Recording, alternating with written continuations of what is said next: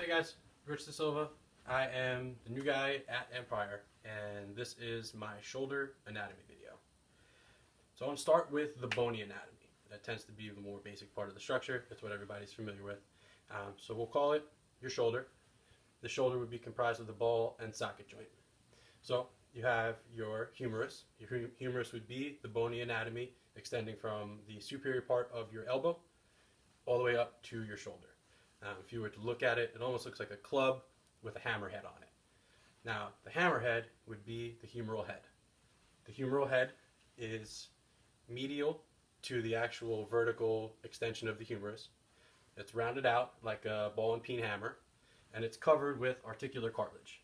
This eases motion, it absorbs shock, and that also leads into the cavity, which extends to the socket portion, which would be the glenoid. Now, the glenoid has two parts to it. It's going to be the fossa, which is the concave socket, and the labrum, which is a cartilaginous, sort of fibrous tissue that surrounds, aids in the same way as the cartilage does. It helps with the motion, helps keep the ball in place, a whole bunch of different functions. So then, superior to the glenoid, on the anterior side is the coracoid process. It looks a bit like a thumb. It extends laterally and a bit anterior, so it's almost like a diagonal thumb that extends. This is part of the scapula itself, and the scapula would be the shoulder blade, commonly.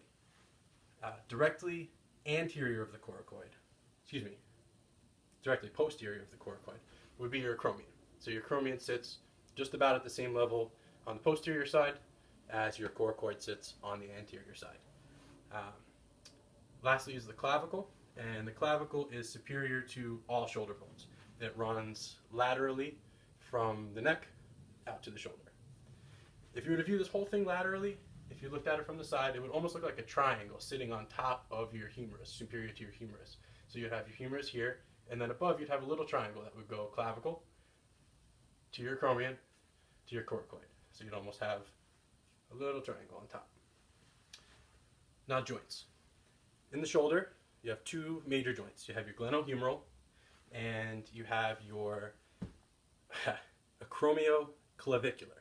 I'm going to mess that up probably every time, but I'm going to try. So your glenohumeral, basic, is your ball and socket. It's where the head of your humerus, medial, connects to the lateral glenoid. You have also your acromioclavicular, same thing, where your acromion meets your clavicle and they articulate. You have 6 ligaments total. So of your 6 total ligaments, you have 3 and 3. So 3 are going to support your glenohumeral joint, and 3 are going to support your acromioclavicular joint. So 3 that support your glenohumeral joint, very easy. Superior, middle, and inferior glenohumeral ligaments. Your 3 that support your acromioclavicular joint are the acromioclavicular ligament, the coracoacromial ligament, and the coracoclavicular ligament. These are all thusly named as before. So you have acromion to clavicle, coracoid to acromion, and coracoid to clavicle. You also have tendons, main being your biceps tendon.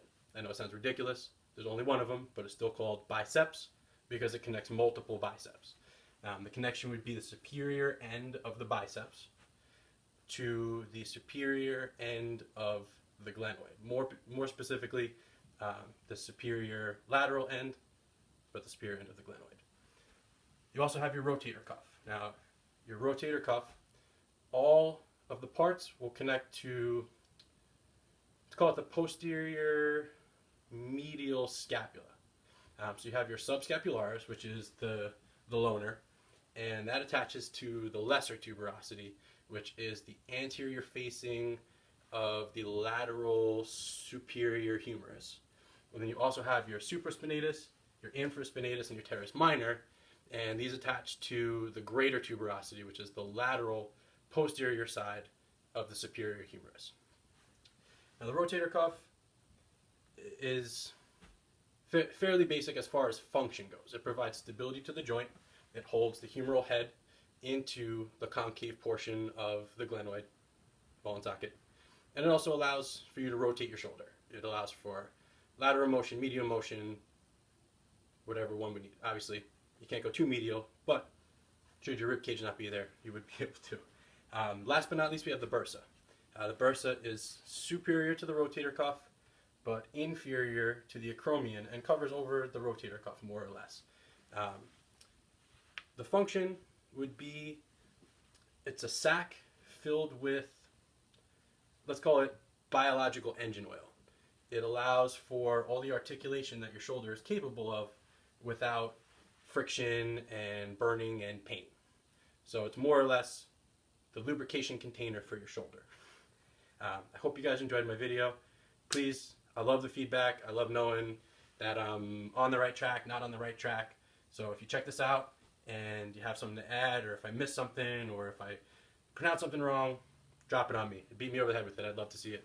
Thank you very much for watching. Hope you enjoyed my first one. Many more to come. Have a good one, guys.